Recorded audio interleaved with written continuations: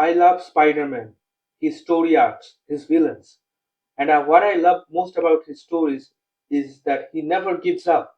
No matter how many times he fails, he always gets back up and keeps fighting. And accordingly, Marvel Spider-Man 2 was the most anticipated game in the last year. But the game didn't give me what I wanted to see from the story. I will spell it out by point. Let's talk about the story. The story was originally supposed to focus on the dark sides of all the main characters. So, what do we have in this game? Very little of it. It's like the plot isn't about that at all. Yes, in the game, we can see Miles who wants to take revenge on Martin Lee, Mary Jane in the form of Scream, who poured all the truth to Peter during their fight, and of course, Peter under the influence of symbiote. What came out of that? What came out of that at the end? Nothing absolutely concrete. Miles didn't do anything terrible to Martin Lee. The game just added a scene where Miles held him on a web instead of helping Peter to save people. But that's it? Yeah, at the end, they just made up and Martin Lee got on its good side. It's funny about MJ. Towards the end of the game, she gets taken over by the symbiote. During the whole boss fight with her, she tells how bad Peter Parker is, how selfish he is. But damn it, they took her and reveal all of her problem in a boss fight that lasts about 20 minutes. No cutscene, no gradual development of the conflict throughout the game. Just right off the bat, and after it comes on its own, everything fall into place. It's just too easy. Why? I really don't know. Peter is probably the best of the bunch, but that doesn't mean much that he's good. Peter gets the suit and he slowly starts to change, becoming more aggressive and tougher. But the whole problem with his arc that is it is insanely short and again it doesn't lead to anywhere except for Harry, who apparently had already been injected with G serum beforehand. Otherwise, I can't explain how he suddenly turned into an asshole without even touching the symbiote. So, in the entire game, we saw Peter interact with Harry and MJ once or twice under the influence of the symbiote in the cutscene. He just freaked out a little bit, and that's it? Really? Then finally, when the arc shows that Peter is finally becoming a threat to the city and the loved ones, it just ends. Miles saves him. Like, seriously? It's just about to get it's just about to get good, and you're cutting it short? Seriously, Insomniac?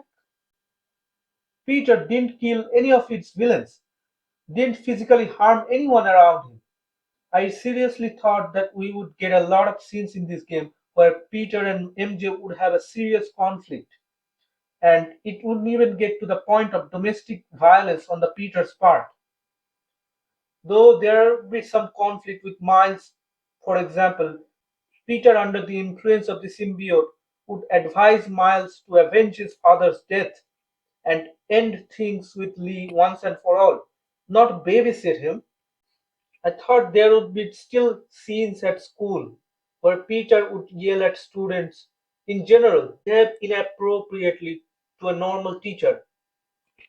The game didn't just utilize the full potential of the symbiote.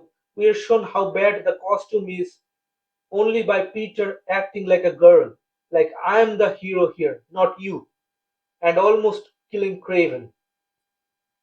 I actually kinda like Kraven.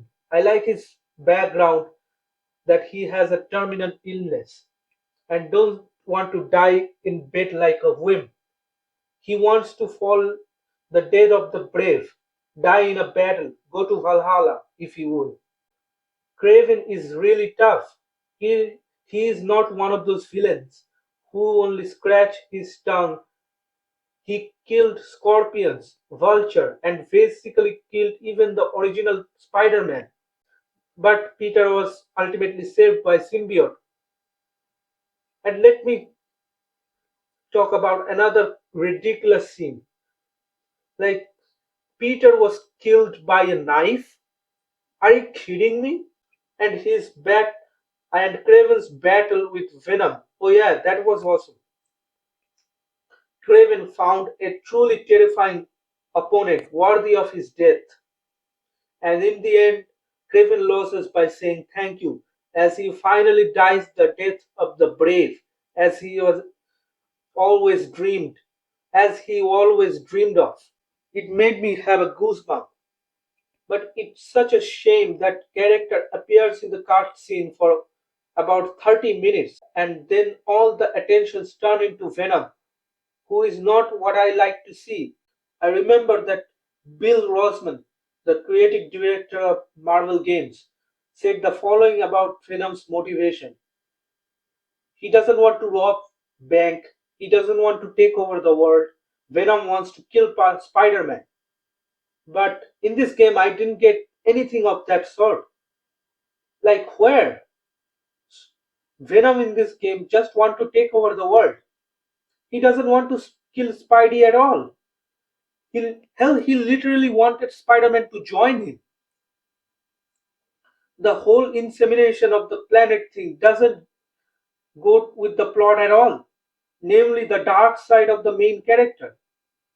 I thought Venom was going to be Peter Parker and Peter Parker's personal enemy. I believe in the end, Venom would be the one other than Harry, like Eddie Brock. MJ just started working at Daily Bugle, and Insomniac had everything to introduce Eddie into the plot of the game. Anyway, I think the third act of the game is completely schizophrenic. Like, what is it for? Like, what's the moral here? And yes, one more thing that amuses me, Miles being a bland character. Like, Peter is about to be permanently consumed by symbiote, but no, Miles has to come to rescue him. Is Harry about to die after losing the symbiote? Don't worry, we have Miles. Like, he's such a Mary Sue. Like, he's so bland in terms of personality, but such a Mary Sue. He's successfully done everything in this game. He never struggles with anything in this game, basically. He even manages to defeat the more experienced Peter Parker, who is also under the influence of symbiote. Sounds crazy, doesn't it? Miles is like a magical fairy tale who arrived at the last moment and pulled everyone out of their asses. He also takes over the whole town at the end of the game. Like this quote unquote magnificent character like Miles. Even more recently, there are stories like it was revealed Miles will be the main Spider Man of their universe. I don't like it. I hope that Peter comes back in the third game and they don't end that game with Peter permanently retiring. I don't like Miles in this universe. I think the Into the Spider Verse Miles is far better character than this bland, generic black person that I'm seeing in form of Miles. Let's talk about the gameplay. The combat system is cooler than the first part. I like the new strike system. It is very important that the combat is good and not boring because in this game you have to fight very much and the combat doesn't have the time to get boring because the two playable characters and the symbiote abilities that appear in the middle of the game freshen up the gameplay. But the most disappointing part of this game is the side activities. The collectibles becomes more boring than the first part because in the first game the lore of the game was revealed to us due to backpacks. The additional story with Cletus Cassidy is interesting, but its ending is really strange and incomprehensible. When Cletus picked up the vial with symbiote, it suddenly turned red. It looked funny. It will be interesting to see the continuation of the storyline in part 3. The FNSM app is really cool. You get distracted from the storyline and get down to earth, becoming a friendly neighborhood Spider-Man. One of the best part about this game is the soundtrack. It is pretty awesome, much better than the first installment in my opinion. The title theme of the game, the Kraven theme, the Harry theme, and the symbiote was pure brilliance. I really liked the sound of the composer chose for the symbiote theme. It like something wild, something alien sound, which is right because symbiote is an alien. So overall, at its core, the combat is good, the traversal is good. The story is, however, is fucking disjointed, cramped mess, and suffers from the same issue that Tobey Maguire's Spider-Man 3 and Andrew Garfield's Amazing Spider-Man 2 did. The flow is so bad for me that personally it makes Spider-Man 3 look like a fucking masterpiece.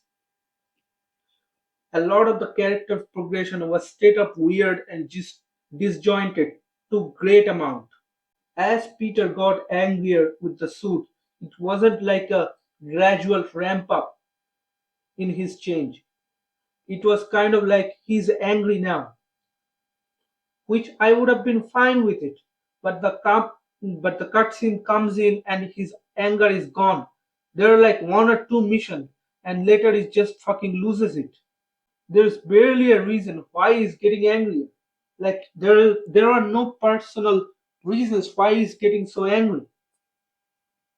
Other than that, just he has some kind of insecurities, like having be a better Spider-Man. I don't know. Harry and Peter's relationship in the first part of the game is really good, but when it's supposed to crumble, it's also progressed in a weird, janky way. I feel like the game had a potential to be fucking insane. Like Brian Hinterhart also said in his interview that they had cut out so many of the Venom scene from this game to add more Miles missions or Haley missions or some of the MJ missions.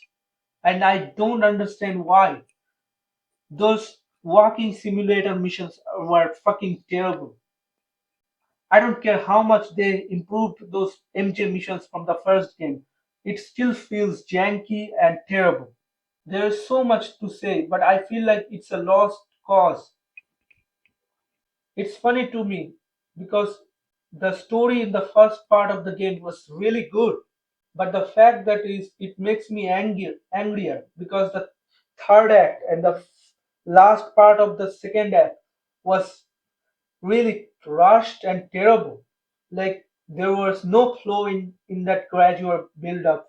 Like Peter just got a 180 degree almost got 180 degree because he just changed by one or two missions after he got the symbiote suit. Overall, I am glad that the people are enjoying this game, but I am also confused by the lot of the praise I am seeing that it doesn't reflect my own experience at all.